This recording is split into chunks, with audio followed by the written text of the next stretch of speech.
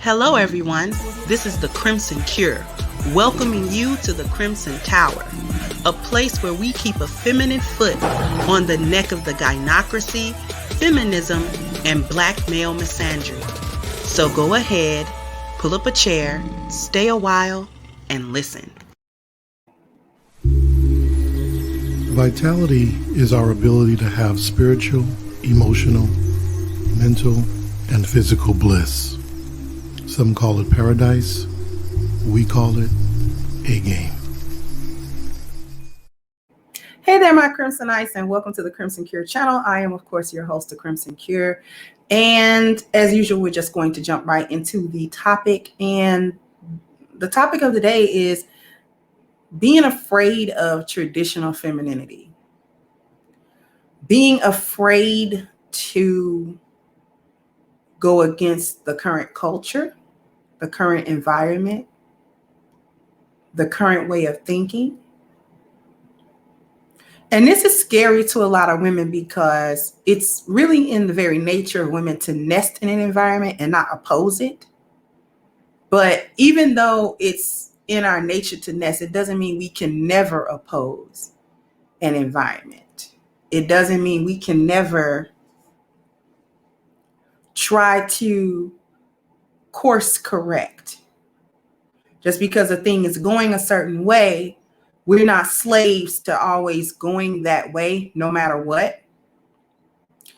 And the reason why I wanted to talk about this today is because when I listen to the women of this space on social media, they often express this unnamed, unknown fear about traditional femininity and womanhood and what they think they know about being traditional women, what they think and it comes from stories, nothing that they've actually ever experienced, because women that are like young millennials and especially the Generation Z, the younger generation, have no idea about what being a traditional woman is all about because they've never seen it and they've never been it, and they've been born into a culture that doesn't promote it.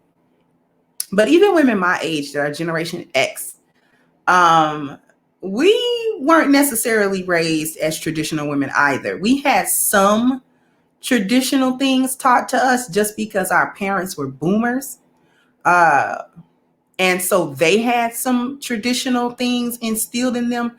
But that fear comes from, us hearing stories about what our mother or grandmother went through with her husband, and things weren't always rosy and peachy keen in the marriage. Or what we hear is it took work to actually be married.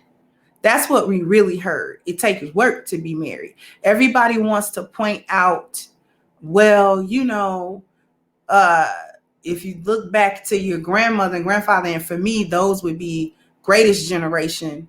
He had another family across town, and then nobody's dealing with that. And I beg to differ, because you deal with baby daddies. So you do deal with it. The only difference between you and your great grandmother or your grandmother was that she had the good sense to actually be married to the man and be getting taken care of. You're just running around here with a bunch of kids that he may or may not want, and that you may or may not want.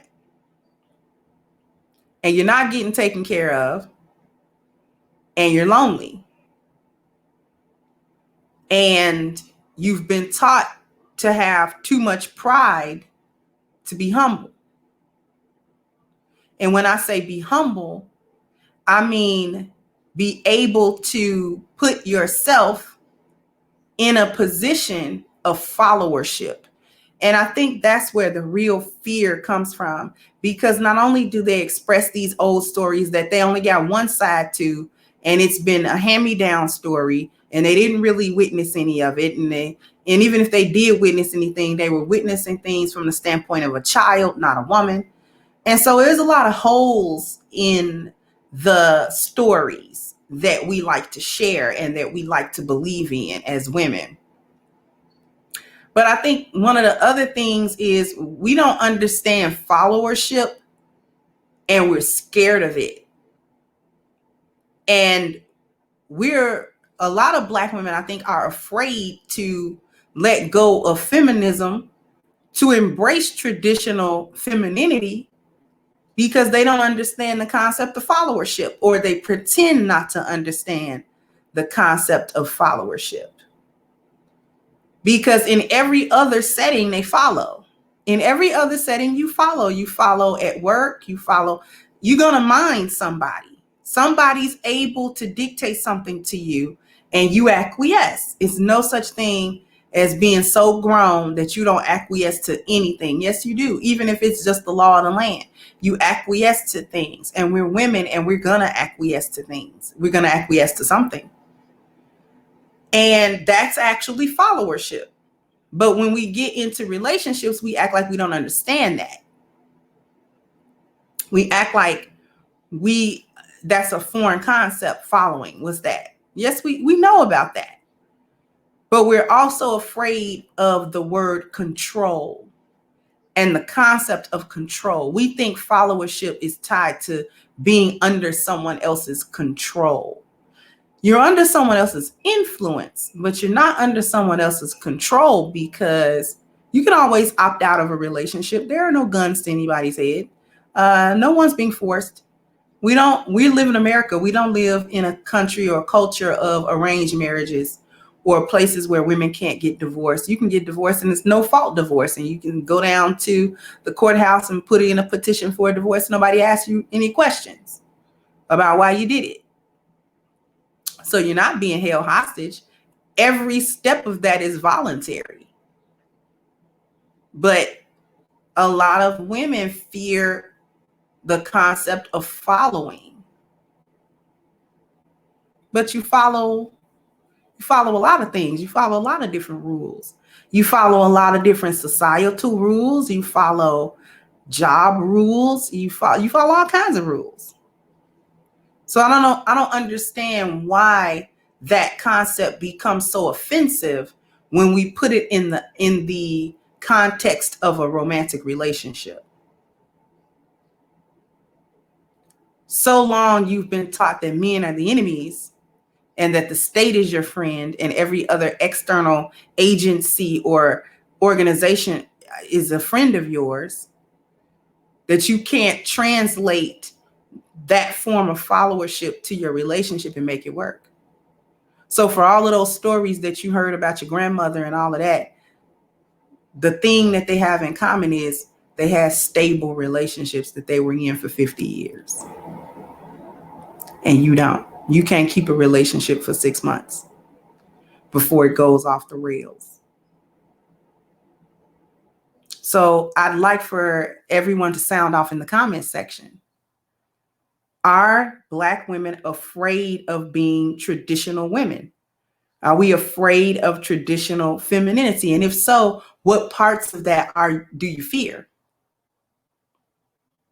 And if you don't think that they fear it, why do you think Black women don't embrace traditional femininity over feminism? All right, so sound off in the comments for me. Like, share, and subscribe to the channel if you have not. I'm going to go ahead and wrap this up, and I'll catch you guys on the next one. Bye-bye, Crimsonites. Hey guys, please like, share, and subscribe to the channel and hit the notification bell. And if you've got more to say on the topic, leave a comment down below. Also, don't forget to support our sponsor, who so graciously supports this channel by clicking the description box and the link for A-Game at agameherbal.com. You can go ahead and get a 10% discount off of your next purchase using the code Kendra10.